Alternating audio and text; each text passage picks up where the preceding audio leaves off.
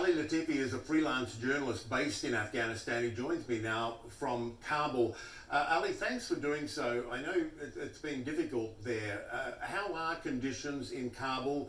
Thousands of displaced people arriving in the capital. What's the level of anticipation and concern? Since maybe like 5, 6 p.m. last night, we live in a different country.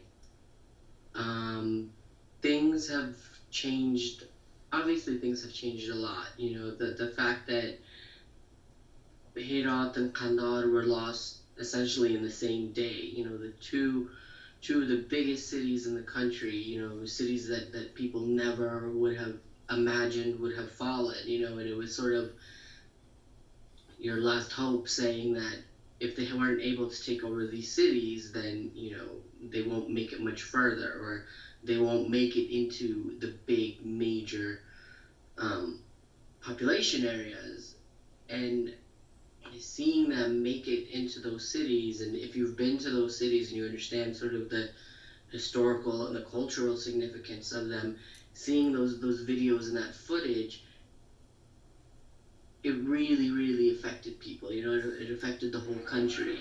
Kabul is like New York City or LA, where very few people are actually from Kabul. Obviously, people over decades spend time here and claim to be Kabuli, but still, almost everyone's family comes from somewhere else.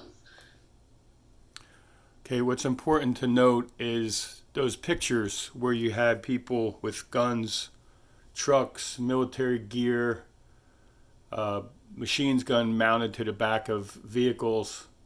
That's what an insurrection looks like, folks. Just reflect on that when you hear all the hyperbole thrown out about the protesters that broke into the Capitol unarmed, and basically from what most activities I've seen were walking around inside the building, taking pictures and such. Yes, there were skirmishes outside.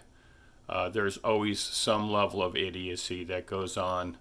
Who knows who provoked whom, or who the players are.